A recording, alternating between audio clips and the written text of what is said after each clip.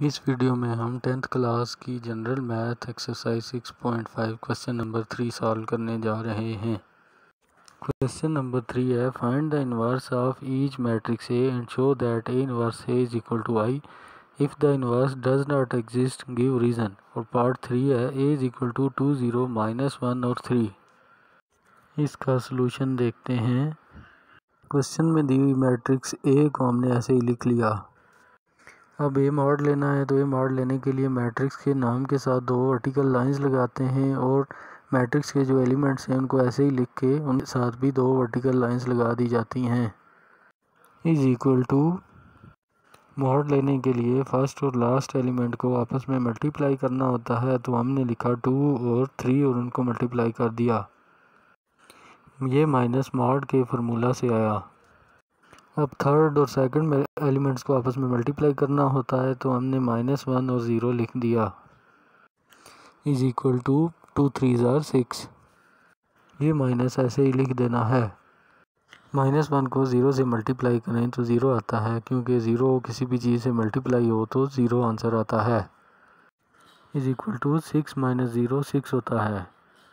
अब हमने A inverse find करना है, तो ए इनवर्स का फार्मूला है A inverse is equal to adjoint of A divided by A mod.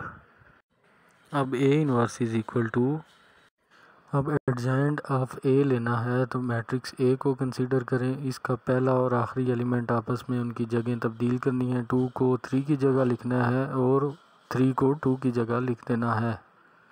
अब बाकी दोनों एलिमेंट्स के जो है वो हम साइन चेंज करेंगे, प्लस को माइनस में और माइनस को प्लस में ले जाएंगे। यहाँ पे 0 आ गया। 0 जो नंबर है ये न्यूट्रल होता है, इसके साथ ना प्लस आता है ना माइनस आता है, तो हमने 0 ही लिख दिया। -1 को +1 में कन्वर्ट किया, प्लस हम फर्स्ट वैल्यू के साथ नहीं लिखते तो हमने 1 लिख दिया।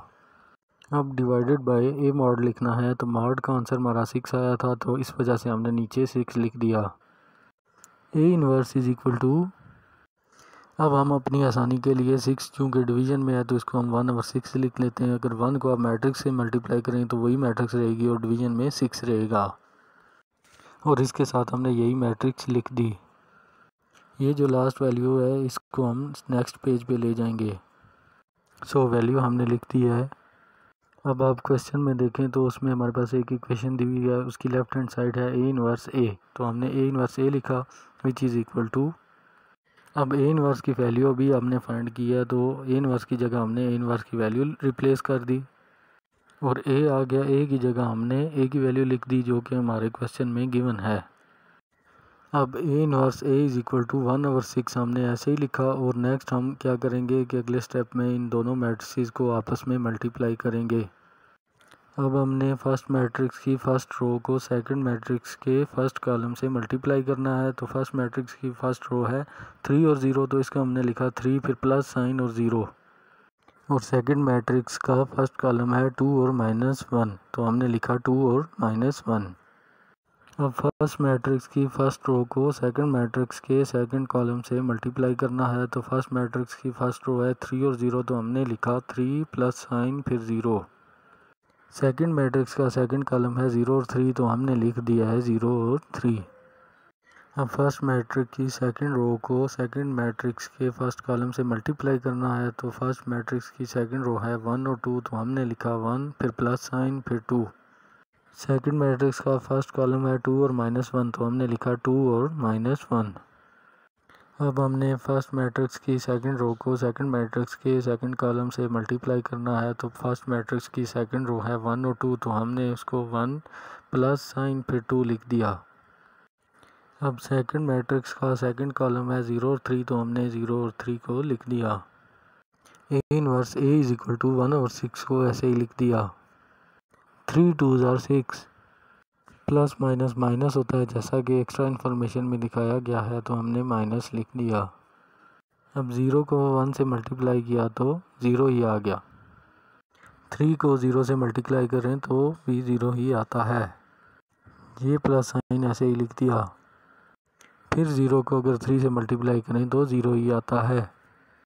1 2 ज़ार 2, प्लस माइनस माइनस होता है जैसा कि एक्स्ट्रा इन्फॉर्मेशन में दिखाया गया है, तो हमने माइनस लिख दिया। और 2 1 ज़ार 2। 1 को 0 से मल्टीप्लाई करें तो 0 ही आता है, ये प्लस ऐसे ही लिखना है। 2 3 ज़ा 6, A inverse A is equal to 1/6 को ऐसे ही लिखना है।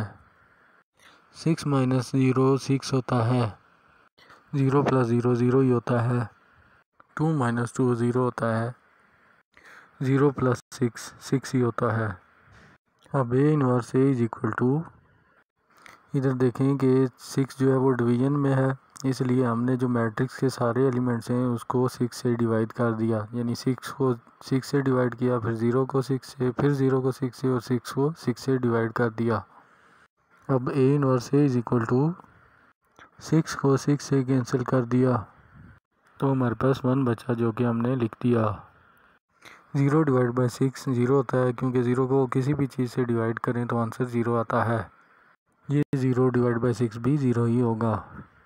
अगेन 6 और 6 आपस में कैंसिल हो गए तो हमारे पास 1 बच गया। मैट्रिक्स 1 0 0 1 आइडेंटिटी मैट्रिक्स होती है, जिसको हम आई से डिनोट करते हैं, और आप क्वेश्चन में देखें तो हमारी जो इक्वेशन है उसकी राइट हैंड साइड आई है। इस तरह प्रूव हो गया, हैंस हमने लिखा A inverse A is equal to I, तो ये हमारा आंसर आ गया।